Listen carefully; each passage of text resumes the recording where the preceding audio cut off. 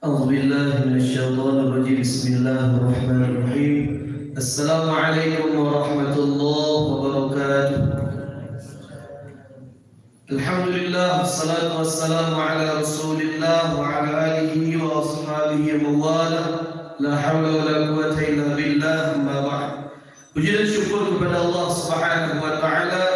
Kemudian salawat berangkaikan salam kepada baginda Rasulullah sallallahu alaihi wasallam dengan mengucapkan Allahumma salli ala sayyidina Muhammad wa ala ali sayyidina Muhammad.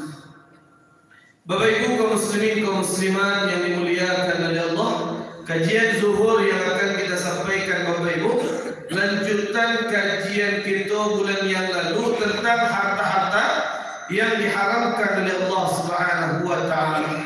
Dan sudah kita bahas yang pertama Bapak Ibu tentang banyaknya akad-akad ribawi yang terjadi di tengah masyarakat Bapak Ibu. Banyak orang-orang yang ketika menuliskan di gerbang masuk di kampungnya dibuat di sini rentenir, bank berjalan, lintah darat, haram masuk ke kampung mereka, tak boleh masuk. Cuma di dalam kampung mereka masih diizinkan koperasi yang berbau ribawi. Akad itu je baru. Pinjam pitih ampe bayar 6, pinjam pitih 10 bayar 2, masih itu je koperasi yang dipakai. Hukumnya riba Bapak Ibu. Walaupun pitih itu nanti hasil-hasil pinjaman berbunga jadi dikumpulkan dan dibagikan ke semua anggota, tetap riba. Ma tawallada minal harami fa huwa haram. Sesuatu yang berasal dari yang haram selamanya tetap menjadi haram. Jadi ingat Bapak Ibu, apapun yang berkaitan dengan transaksi ribawi tinggalkan. Ada kredit-kredit yang ribawi tinggalkan. Memang kredit itu hukum asalnya boleh Bapak Ibu. Karena kan dalam kaidah fikihnya kan itu bahwa al-aslu fil muamalati al-ibahah. Hukum asal dari sistem muamalah itu boleh. Semua hukum asal sesuatu adalah boleh, termasuk muamalah. Tapi memang tak dipungkiri ada transaksi kredit yang halal dan ada yang haram. Itu yang perlu kita luruskan. Bapak Ibu yang dimuliakan oleh Allah, kemudian bagian yang kedua yaitu sistem perjudian. Contohnya Bapak Ibu, banyak di masjid-masjid yang mengadakan acara khatam Al-Quran.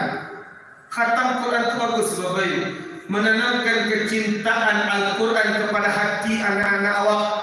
Khairukum man ta'allama Al-Quran wa 'allamah. Sebaik-baik kalian kata Nabi yang belajar dan mengajarkan Al-Quran. Jadi anak-anak MBA itu selesai mereka belajar Quran, khatam, kemudian diadakan acara besar. Bagus Bapak Ibu. Cuma banyak akad-akad khatam Quran itu memakai akad-akad judi.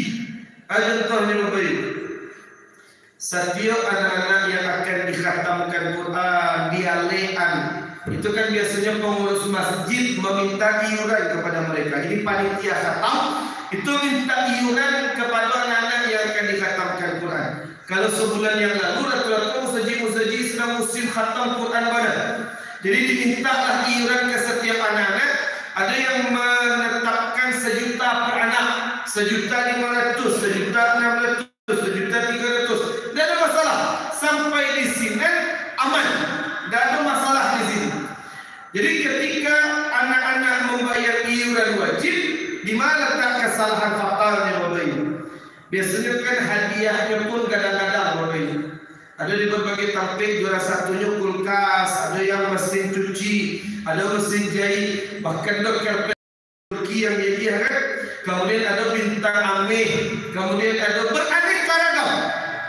Diadui, ada hadiah khatam Quran ambil beraneka ragam. Nah, yang jadi masalah Bapak Ibu, yang jadi masalah, khatam Quran menjadi akadnya perjudian. Judi haram apabila uang-uang pembeli hadiah tadi kan beraneka ragam, kulkas, mesin jahit, mesin cuci, beraneka ragam. Uang pembeli hadiah itu diambil dari iuran anak-anak tadi, berarti judi hukumnya Bapak Ibu. Tak boleh. Jadi hadiah tadi kalau diambil dari uang peserta lomba, judi jadi ya. Karena akad judi itu kan itu. setiap hadiah yang uangnya diambil dari iuran peserta, hukumnya judi. Jelas. Dan ada perbedaan pendapat ulama di sini. Tu baca oleh Ustaz, hadiahnya dari mana? Kan ada donatur masyarakat Bapak Ibu. Ada perantau-perantau, kemudian ada anggota dewan terpilih yang yakin di masyarakat di sini. Kemudian ada CSR misalkan dari lembaga-lembaga. Kemudian ada misalkan dari manapun, yang penting donatur. Jadi uang pembeli hadiah ambil dari donatur, dari uang-uang proposal. Itu yang dibelikan ke hadiah. Adapun iuran peserta tadi digunakan. Iuran peserta tadi digunakan untuk operasional. Khatam Quran itu kan ada dekorasi sampai baradai babai. Itu dekorasi musajid. Ambil fikirnya dari iuran peserta yang 1 juta surah atau 1 juta 500 surah. Ada juri-juri yang disewa untuk membayar honor juri, ambil dari iuran peserta. Bahkan ada di beberapa tempat Bapak Ibu kan mandabiah jawi cie tu atau mandabiah kambiah, ambil fikirnya dari iuran peserta tadi. Semua bentuk operasional itu diambil dari iuran peserta. Boleh. Snack mereka ketika lomba ambil dari operasional, dari yang mereka kumpulkan 1.500 surah tadi. Boleh, tidak ada masalah. Sedangkan uang hadiah ambil dari donatur yang ada. Jadi itu akad yang halal dalam sistem khatam Quran tadi. Bukan cuma khatam Quran Bapak Ibu. Apapun perlombaan yang uang hadiahnya diambil dari uang pendaftaran iuran peserta lomba, hukumnya judi. Gampang gambaran saja Bapak Ibu. Ada beberapa orang, si A, si B, si C, si D. Mereka mengumpulkan uang masing-masing 100.000, 100.000, 100.000, 100.000. Orang main aja, main kartu ini, tapi pakai fikih di situ. Akhirnya yang menang siapa? Yang menang si D menang. Kemudian ketika si D menang, kemudian uang yang ampe ratus tak kumpul tadi dia kasih D, akan judi namanya tu. Maksud judi kan hadiah dari yang lomba yang menang tadi diambil dari iuran para peserta yang ikut lomba. Jadi kalau hadiahnya dari pihak lain tak ada masalah, halal. Tapi kalau hadiahnya diambil dari iuran peserta lomba, itulah yang dinamai dengan perjudian. Bapak Ibu kaum muslimin kaum muslimat yang dimuliakan oleh Allah Subhanahu wa taala. Banyak akad-akad judi yang tersebar di masyarakat. Ada orang yang main futsal, sia yang kalah nyoba di lapangan akan judi. Sia yang kalah yang bayar teh talu akan judi. Karena setiap keuntungan yang diambil oleh pemenang itu diambil dari orang yang ikut lomba tadi. Bapak Ibu kaum muslimin kaum muslimat jamaah zuhur yang dimuliakan oleh Allah, hindari diri kita Bapak Ibu dari berbagai akad-akad yang diharamkan oleh Allah. Alun biko banyak arisan-arisan ibu-ibu. Biasanya di komplek-komplek perumahan ada arisan ibu-ibu tuh. Nya arisannya dari rumah ke rumah. Arisan itu boleh Bapak Ibu, tidak ada masalah. Kadang ada orang mengatakan arisan haram. Nah, arisan itu boleh. Karena dalilnya kan itu. Al-aslu bil muamalati al-ibah. Hukum asal dari muamalah itu boleh. Arisan, kredit, yang lain-lain itu akadnya boleh. Tapi tidak kita pungkiri memang ada arisan itu yang melanggar aturan. Contohnya Bapak Ibu, akad itu kan arisan, akadnya kan pinjaman qard, hutang. Sia yang kacabui namanya, kalwa namanya, berarti inilah orang yang meminjam uang. Kan itu. Sia namanya kalwa, dapatnya piti 5 juta, piti dari iuran anggota-anggota yang lain. Kalau namanya dapat 5 juta, berarti yang dipinjamkan piti. Berarti akadnya pinjaman. Sedangkan Nabi mengatakan, kullu qardin jarra naf'an fa huwa riba. Setiap akad hutang piutang yang si pemberi pinjaman mengambil manfaat kepada orang yang dipinjamkan, hukumnya riba. Jadi banyak perumahan-perumahan komplek perumahan ketika ibu-ibu komandan arisan, sia yang namanya kacawi berarti disuap makan di rumahnya. Sia yang namanya kalwa kan dapat 5 juta loh. Bulan disuap, pertemuan berikutnya makan di rumahnya. Tidak boleh Bapak Ibu.